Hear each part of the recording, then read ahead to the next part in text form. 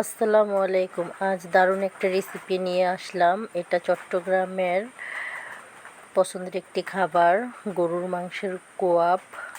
আজ আমি তৈরি করব, সেটাই আপনাদের সাথে দেখাবো। আপনারা অবশ্যই সাবস্ক্রাইব করবেন, লাইক দিবেন, আমার পাশে থাকবেন। এখানে আমি গোস্তগুলো ভালোভাবে ধুয়ে নিছি, সুন্দরভাবে পানি ঝরিয়ে। এখন এগুলাতে মশলা দিব। 1 চামচ আদা রসুন বাটা, 1 চামচ লাল মরিচের গুঁড়া,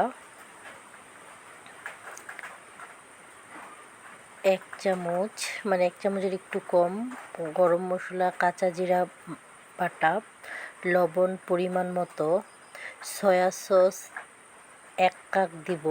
আপনারা চাইলে 1 চামচ ব্যবহার করতে পারেন। পরিমাণ মতো সয়াবিন তেল দিব, দিয়ে ভালোভাবে এটা মেশাবো।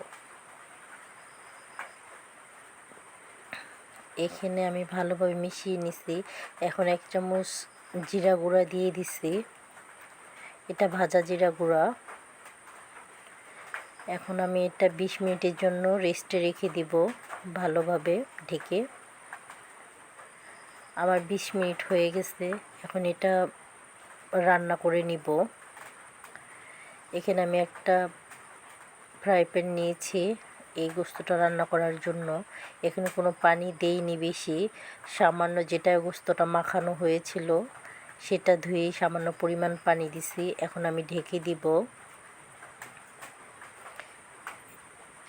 এবং হালকা আঁচে এটাকে রান্না করে নিব। বলক এসে পড়েছে দেখেন। অল্প পরিমাণ পানি দিচ্ছি, তাও গোস্তের গায়ে থেকে অনেক পানি উঠেছে। আমার গোস্ত প্রায় হয়ে এসেছে। এখন আমি মশলাটা ভালোভাবে গোস্তের সাথে শুকিয়ে নিব। এখানে আমার গোস্ত রান্না করা শেষ। এখন একটা একটা করে তুলে নিব।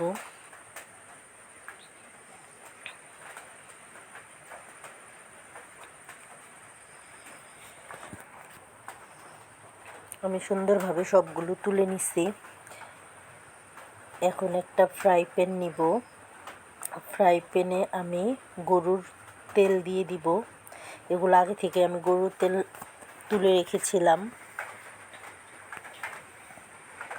এটা চাইলে আপনারা সয়াবিন তেল দিয়েও ভাজতে পারেন, কিন্তু গরুর তেলটা ভাজলে এটা খেতে খুব ভালো লাগবে। সয়াবিন তেলের একটু শক্ত হতে পারে। আমি হালকা আঁচে ভেজে নিচ্ছি।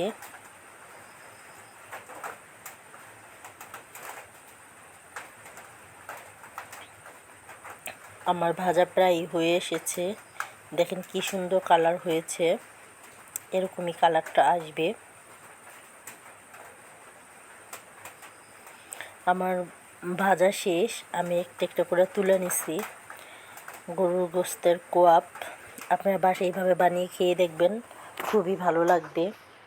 আমার জন্য সবাই দোয়া করবেন, আমার চ্যানেলে সাবস্ক্রাইব করবেন, আমার ভিডিও প্রতিদিন দেখবেন, আমার পাশে থাকবেন। আসসালামু আলাইকুম।